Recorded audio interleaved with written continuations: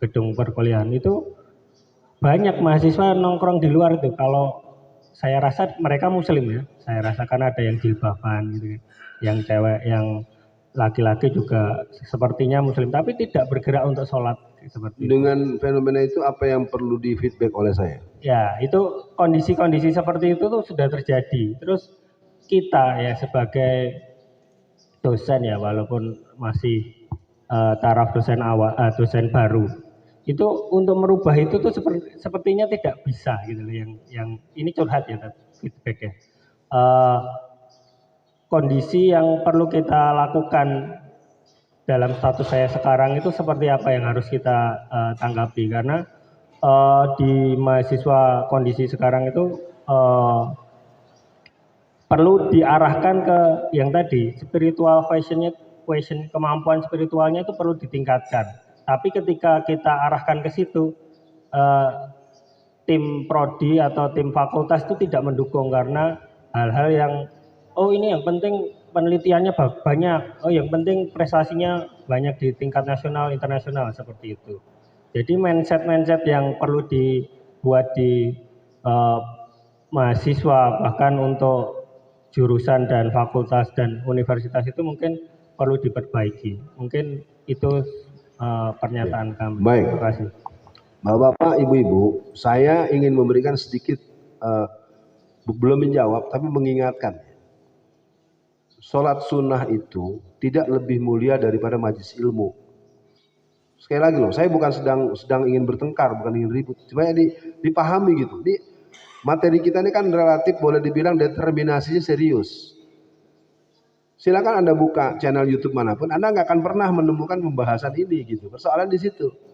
Lalu kemudian dengan alasan ingin dekat kepada Allah, lalu Anda tinggalkan majelis ilmu ini. Itu bukan saya marah loh Mas, jangan salah paham. Silakan dibaca ulang. Satu hari Rasulullah selesai sholat warawatib, lalu kemudian orang-orang sholat sunnah ba'diyah, Rasulullah nggak kelihatan, kehilangan. Mana Rasulullah nih? Kok nggak sholat ba'diyah nih?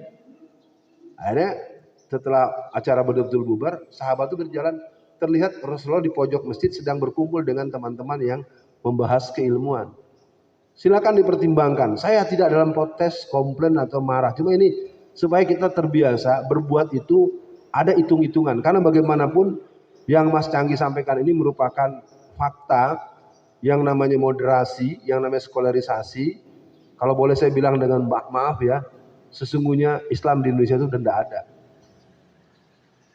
Kalau lebih enaknya lagi, Islam di Indonesia itu tidak boleh ada. Yang boleh ada hanya orang Islam yang sholatnya rajin. Itu aja, begitu Mas Indra. Tidak boleh jadi pembisnis muslim yang tidak pakai riba. Mau lepas dari riba aja kan susah kan? Karena memang sistem ini begitu. Oke, yang kedua, mudah-mudahan ada waktunya. Silahkan. Yang lain bersabar dulu, mari kita dengarkan. Terima kasih. Ustaz, kita orang Islam, generasi utamanya generasi milenial, generasi muda, itu kebanyakan dari kita hanya dimanfaatkan. Seperti ada mobil besar yang mogok membawa senjata-senjata, kemudian kita dikumpulkan untuk menyurungnya. Setelah disurung, mobil itu ngeblas begitu saja, padahal senjata-senjata itu ternyata hanya untuk membidik kita semua.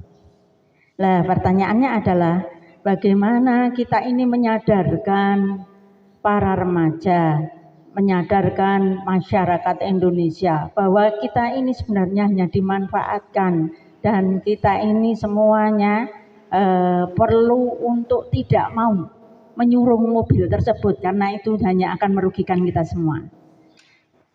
Mungkin hanya itu Ustaz, terima kasih. Sekitar 3 tahun lalu ada 76 perwira TNI. Saya jawab nomor 2 dulu boleh ya? Ada mutasi 76 perwira TNI yang pangkatnya tinggi, bintang 1, bintang 2, bintang 3. Saya ingin kabarkan di berita duka. Ternyata ke-76 perwira-perwira TNI itu adalah Cina lovers. Jadi buat mereka kedatangan Cina itu adalah kebahagiaan. Cina itu adalah orang yang mulia. mata sipit tapi soleh, walaupun bukan Islam tapi solehat. Jadi inilah yang sebetulnya pertempuran yang besar dan berat terjadi yang disebut dengan al-Ghaz al-Fikriyah. Ghaz al-Fikri ini telah meluluhlantakan benteng pertahanan dunia Islam secara keseluruhan. Silakan Anda hari ini ke Saudi Arabia. Anda boleh cek ada berapa puluh ribu ulama-ulama yang saleh, ulama-ulama yang genuine itu dalam penjara. Bahkan ada seorang ulama hanya membahas tentang rencana jahat kaum Yahudi, dibacakan surat Ali Imran, surat Al-Baqarah ayat 120, dibacakan surat Al-Maidah ayat 82. Cuma baca ayatnya saja Pak Indra, ditangkap. Ya, kemarin hari beberapa pekan lalu istri saya umroh bersama kawan-kawannya. Ternyata petugas-petugas di bandara itu, di tanah suci itu, entah yang di Jeddah atau di Mekah, pokoknya di bandara itu atau di Madinah atau tempat-tempat yang ada bandaranya tidak berjilbab. Jadi kembali kepada Mas Canggi maupun Mbak Etik, kedua hal ini menjadi penting. Bahwa kita ini sebenarnya boleh ada tapi harus tiada. Boleh ada harus tiada. Ada apa? Duitnya aja diambil. Bapak-bapak tahu, di musim Idul Adha yang namanya pengusaha-pengusaha Cina yang punya ternak yang ada di seluruh Indonesia itu rata-rata mendapatkan keuntungan 2,7 triliun per tahun musim Idul Adha. Sementara Bapak punya ternak sapi, punya ternak kambing, dapat untung 200 juta aja rasanya udah banyak banget. Kenapa? Orang lain bermain wallazina kafaru ba'duhum awliya'u ba'd. Kenapa para peternak-peternak dari kelompok-kelompok sipit itu mereka bisa? Karena mereka kuasai para wali kota dan para bupati se-Indonesia. Saya pernah produk telur asin, ringkas aja. Ketika telur asin saya laku, telur bebek itu juga banyak diminta karena tahu yang ownernya saya. Maka para pedagang-pedagang martabak telur itu minta ke saya, ada satu gerobak, satu malam minta 200 butir. Ketika produksi telur asin yang saya buat dengan tim saya itu semakin laku, kemudian permintaan banyak, maka kami berkeliling dari ujung Pamulang Tangerang Selatan sampai Tanjung Kait Tangerang Utara, ada 350 peternak ayam, entok, soang, bebek, satu pun tidak ada yang mau menjual telurnya ke kita. Jadi dari 350 peternak, Pak, 350 peternak itu bukan 350 ekor ya Pak? Supaya clear dulu, satu pun nggak ada yang lolos, semuanya dikasih uang, ada yang 30 juta, 40 juta, 50 juta. Kita ini kan nggak logika, dapat uang 50 juta, nggak mungkin dong tanpa maksud, ya Pak ya. Akhirnya oleh pihak mereka dengan menggunakan tangan Pak Lurah, atau menggunakan tangan camat, atau menggunakan tangan wali kota langsung. Sampean kan sudah dikasih 50 juta, 50 juta nolnya 7. Nanti telur dari peternakan antum setiap hari saya jamin. Tapi harga sebutirnya 700 rupiah. Mereka taruh uangnya, mereka tentukan harga telurnya. Jadi setiap hari mobil-mobil truk-truk besar itu dari para pengusaha-pengusaha Cina itu mengambil telur. Sementara toko-toko kue yang mau bikin bolu kan perlu telur, nggak bisa beli. Nanti kalau beli harus beli sama si Cina itu yang sebutirnya 4.000 rupiah. Itu kalau mau tahu. Jadi kita ini umat Islam nggak boleh berpolitik biar gampang dimiskinkan terus, biar gampang dikalahkan terus. Ya, jadi bapak-bapak, ibu-ibu mengerti bahwa kita harus berpolitik karena kita juga kelompok mayoritas. Cuma sayang istilah saya itu berulang-ulang. Dalam urusan politik umat Islam itu mati sebelum ditembak. Bapak paham nggak Pak kegalauan saya Pak dengan kalimat itu? Jadi kita tuh mati sebelum ditembak. Orang kan mati ditembak, dor, mati. Ini belum ditembak udah mati duluan. Itu kalau mau dibilang tuh ngenes. Nah, berangkat dari cerita Mas Canggi, saya pegang satu pedoman untuk deradikalisasi BUMN se-Indonesia. Saya dapat PDF-nya dari salah satu teman yang mengelola BUMN. Jadi nggak tahu tak gilanya sampai di mana. Jadi nggak boleh ada sholat berjamaah, nggak boleh ada pengajian, Saya suka bilang begini, PKI mana lagi yang ingin kau dustakan? Jadi biar bapak-bapak tahu di negeri kita ini sebenarnya udah terpraktekkan paham komunisme PKI. Persoalannya kan kalau diomong begini, Anda bukan dukung tapi malah males. Kalau Ustadz Alfian yang ngomong PKI lagi, kayak nggak ada ilmunya aja. Kan begitu terus tuh yang suka saya dengar. Sementara kan kalau saya nggak cerita, Anda nggak tahu. Sekarang tidak ada lagi pengajian-pengajian. Kalaupun mendatangkan penceramah ya cuma nyanyi-nyanyi itu aja.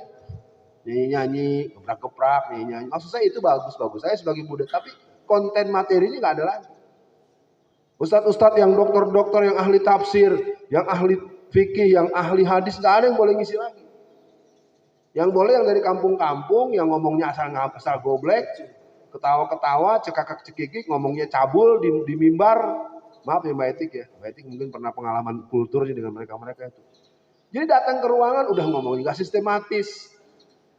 Bicaranya cuma bolak-balik meributkan sholat taraweh 11 sama 23. Yang 11 dituding-tuding. Ini saya terbuka saja. Justru kita yang udah tidak membicarakan itu lagi, jadi malas dengernya kan.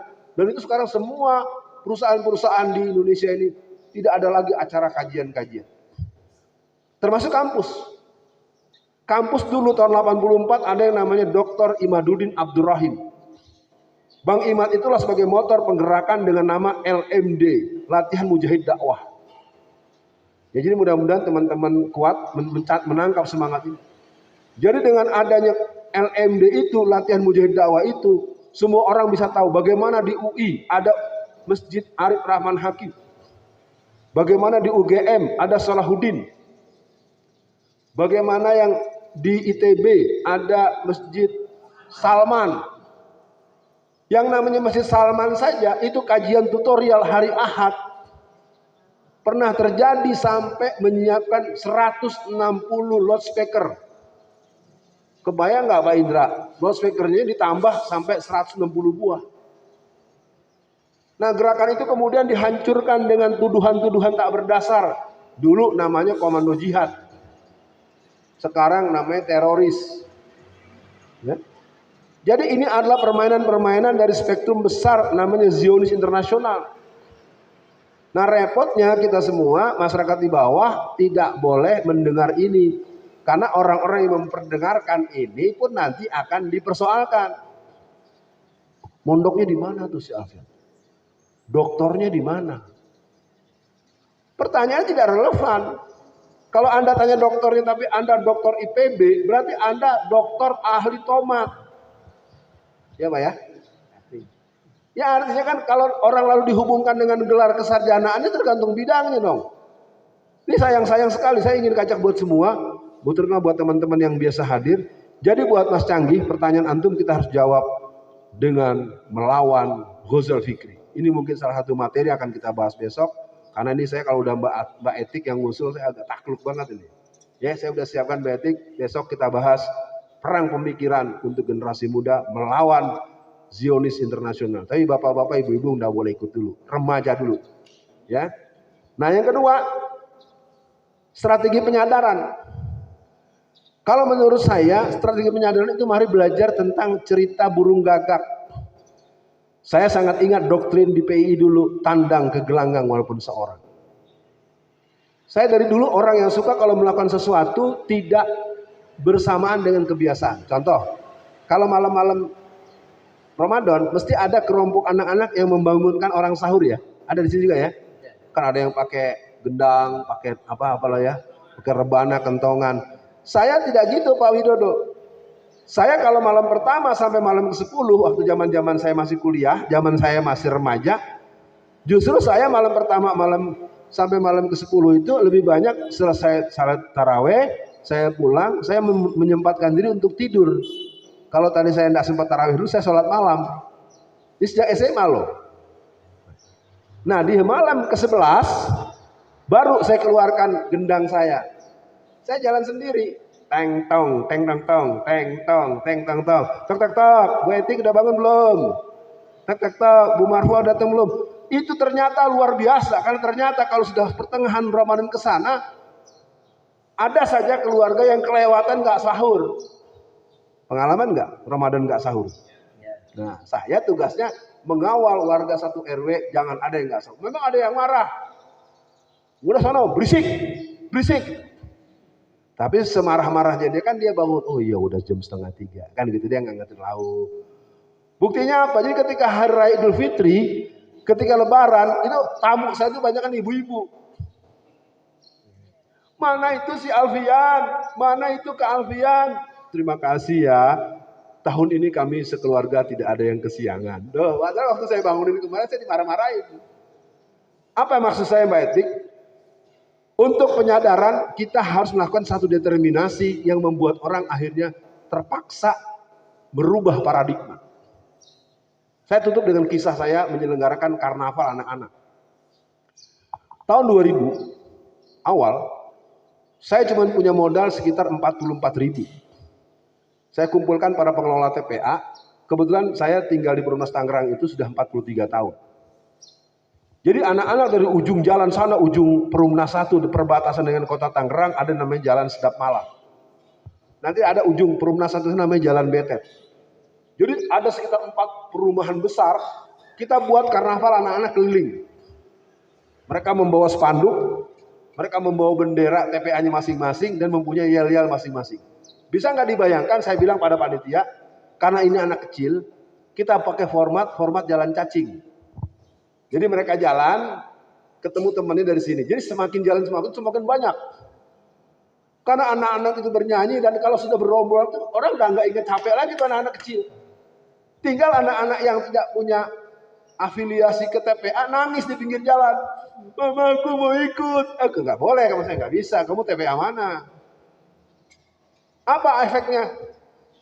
Setelah adanya karnaval anak-anak itu, dalam hitungan 3 bulan terbangun sekitar 100 sampai 175 TPA baru.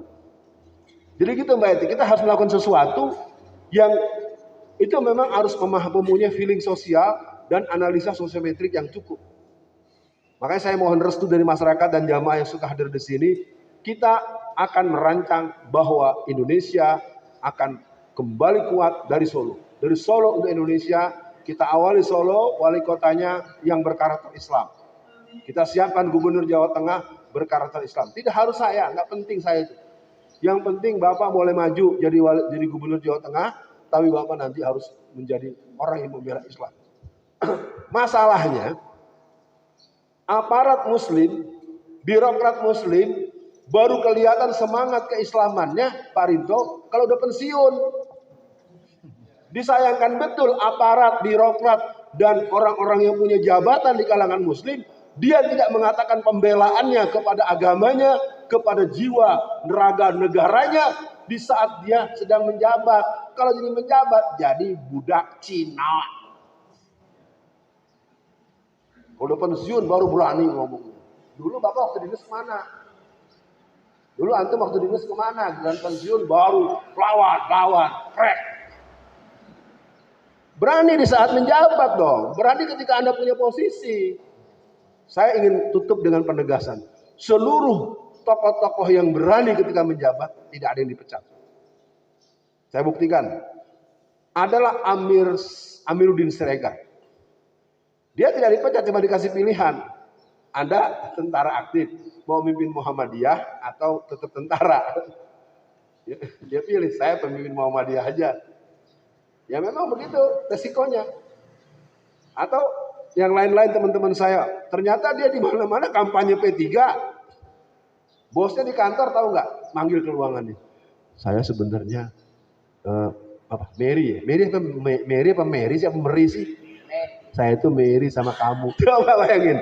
Teman saya di musim-musim Orde Baru tuh kampanyenya P3 terus. Dia bilang, Alfian, gue kemarin dipanggil sama atasan. Kirain gue mau diomelin. Atasan gue katanya jealous. Kamu enak ya bisa kampanye P3. Padahal saya pakai kaos Golkar. Tapi hati saya P3. Nah, ternyata. Sesungguhnya orang itu tidak ada yang bisa membohongi. Cuman orang tidak berani mengatakan isyhadu bi anal muslimun. Ya, mudah-mudahan dengan kajian terakhir menjelang Ramadan ini, waktu kita persis jam 6:30, komitmen waktu kita sudah tercapai. Sabar 2-3 menit kita berdoa. Semoga Ramadan tahun ini lebih baik daripada tahun lalu, dan kita akan berjumpa ketika ada kabar lewat flyer, poster digital, dan undangan yang akan dibuat oleh Mas Indra dan kawan-kawan. Auzubillahi minasyaitonirrajim. Bismillahirrahmanirrahim. Asyhadu an la ilaha illallah wa asyhadu anna Muhammadan abduhu wa rasuluh. Allahumma sholli ala Muhammad wa ala ali Muhammad. Allahumma inna nas'aluka salamatan fid din wa aziratan fil ilmi wa barakatan fi rizki wa taubatan qoblal maut wa maghfiratan ba'dal maut. Allahumma hawin alaina fi sakaratil maut wa najata minan nar wal afwa hindal hisab. Rabbana zolamna anfusana wa illam taghfir lana wa tarhamna lanakunanna minal khasirin. Allahumma ya Allah yang maha mengetahui segala isi hati. Ramadan dalam hitungan hari. Marhaban ya Ramadan. Semoga puasa kami tahun ini jauh lebih baik dan sempurna dibandingkan tahun-tahun sebelumnya, karena ada gosip-gosip COVID-19. Walaupun mulai didengung-dengungkan akan ada lagi varian-varian baru, ya Allah berikan kepada kami seluruh masyarakat muslim se-Indonesia keberanian untuk menolak kebohongan-kebohongan dengan atas nama wabah pandemi. Berikan kepada kaum muslimin secara nasional menyatakan sebagai bentuk mosi penolakan terhadap kebohongan-kebohongan yang niatnya hanya untuk meredam kekuatan perjuangan politik umat Islam. Dari masjid yang mulia ini ya Allah, kami mohonkan kepadamu, jadikan pertemuan kami bagian daripada energi positif dan perjuangan umat Islam di seluruh Indonesia. Jadikan kami yang berkumpul dengan kondisi kami masing-masing menjadi hamba-hambamu yang terus menjaga diri agar terjaga daripada hal-hal yang bersifat maksiat, yang bersifat musyrik, dan yang mengantarkan kami semua dengan jalan menuju surga yang telah Engkau siapkan. Wahai Allah yang maha mengetahui segala sesuatu, hari ini kami berkumpul dengan segala konsekuensi. Urusan-urusan kegiatan dinas, urusan-urusan kegiatan bisnis dan lain-lain agak tertunda. Kami mohon ampun padamu ya Allah. Kami bermohon jadikanlah keluarga kami semuanya keluarga yang sakinah, mawaddah, warahmah. Ya Allah, jadikanlah umat Islam di seluruh Indonesia umat Islam yang percaya diri dengan syariat Islam, yang tidak takut kepada siapapun dan tidak pernah gentar terhadap orang yang suka mencela. Berikan keberanian itu meluas dan merata. Berikan keberanian itu menjadi bagian dari energi perlawanan kami, karena saatnya Indonesia dipimpin oleh prinsip-prinsip Islam.